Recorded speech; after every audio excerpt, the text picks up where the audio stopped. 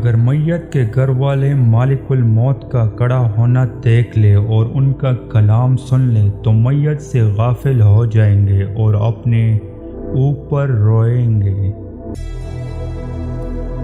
جس استقلال کے ساتھ ہم زندگی کا سامنا کرتے ہیں اسی استقلال کے ساتھ ہمیں موت کا بھی مقابلہ کرنا چاہیے۔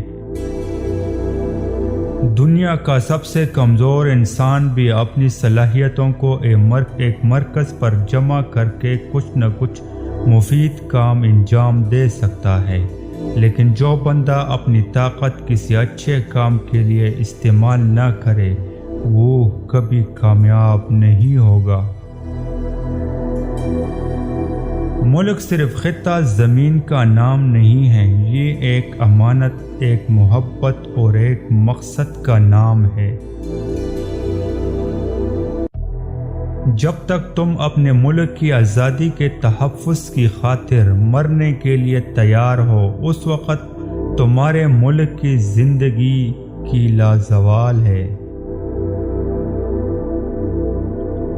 دنیا میں ایسے بہت سے لوگ ہیں جن کا مقصد ہی نہیں کہ کیا کرنا ہے اور کیا نہیں، اگر کوشش کرتے بھی ہے تو ان کو یہ نہیں پتہ ہوتا کہ کس چیز کے لیے کوشش کر رہے ہیں۔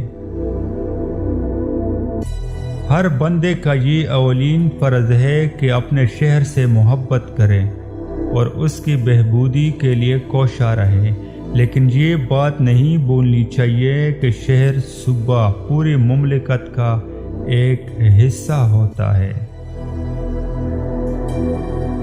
وہ آدمی جس کی زندگی کا کوئی مقصد نہیں ہوتا ایسا جہاز ہے جس میں لنگر نہ ہو، ایسا قلعہ ہے جس میں مضبوطی نہ ہو۔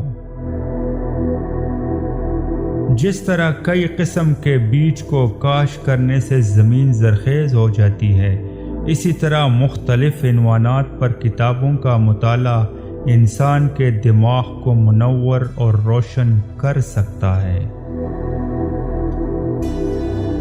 کسی کی مصیبت پر اظہار افسوس کرنا انسانی فعل ہے اور اس مصیبت سے نجات دلانا ملکوتی عمل ہے۔